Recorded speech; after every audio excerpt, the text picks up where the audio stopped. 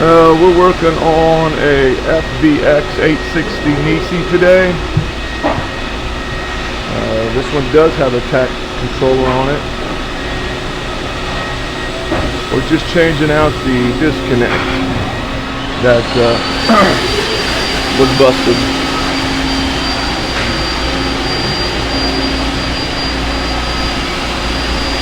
Not an easy job. Gotta line them bolts up in the back.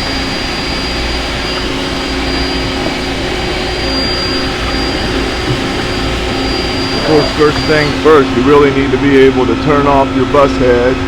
You don't want to work on this when it's hot. But we've got it shut off. We're working on getting the bolt started in the back. God damn. Hey, you want me to get my drill and see if, I don't know if that'll help or not? Well, I gotta go up. This is here, and that damn hole's way up here. I know. It's gotta be Because pushed we got up. all that damn tension. I might have to push this up. You might have to get you started. We're gonna try something here. So we decided to take the wires off. Oh, that's more difficult. Change without it. Taking them off. Get it lining the holes back up.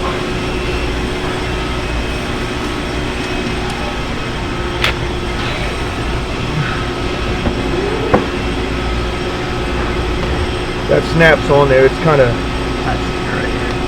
hard to snap off sometimes. Oh hell, it's going to get broke. Is that 73?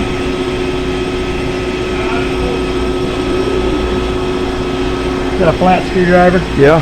Little pinky one? Hold on. Small one? Yeah.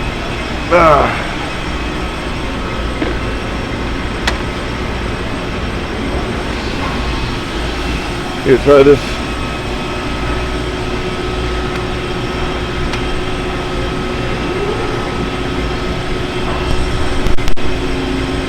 We'll let him break those wires loose, and then we'll come back.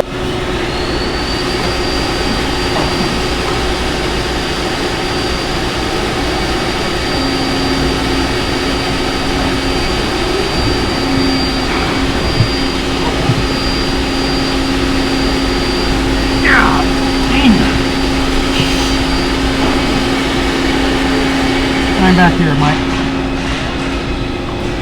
There it is. I see. Shit, I'm way off. Way down. That's too much shit. Yeah, the thing is, if I do that, are we going to be able to... Yeah, it's hard to get the wires back in.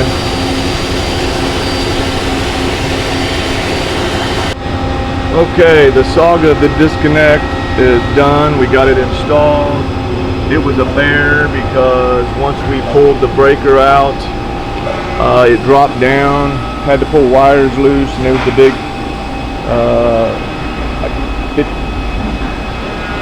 big wire. So anyway, we got her back together. Machine's up and running. So we're looking at an FD 9100 Nissei, old Nissei injection molding machine.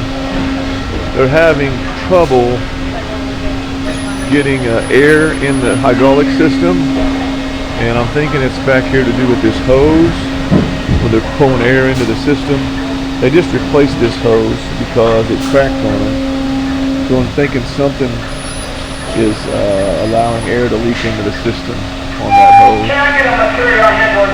So we're going to check it out here. We're going to try a trick. We're going to try put some grease around the area here where it could be leaking. Maybe some grease down here too, to see if we see it get sucked in. So we're going to try a few things and we'll get back. So we put the grease around and it looks like it's pulling it in right there, so we're going to tighten it up a little bit.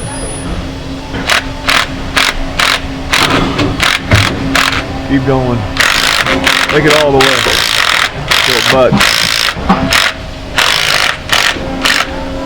Looks like they're butted up. Are they butted up together now? A little bit of a gap in there. That's good. That's tight, man. That's what I need to do this bottom here too, but Yeah, might as well tighten it down too. Bottom one. See, I didn't know what to do. An old trick, we put grease along the edge and we actually seen the grease being pulled into the system. So that's where we came to the conclusion we're leaking. So we're tightening everything up. Hopefully it gets rid of it. We'll see. We got the leak fixed, we think. We're going to bleed this thing. As it builds tonnage, we're going to open up the bleeder. Close it as it opens. Do that a couple times.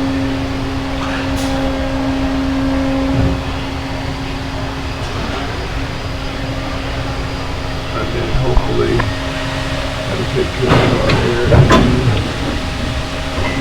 system. So it's clamp this open. It's closing down. Still tonnage. Now he's going to open it up.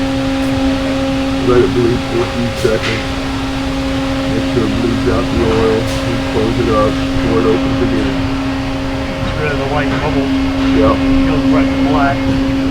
So hopefully tighten the nose up and tighten each clamp up, and bleeding will take care of the problem.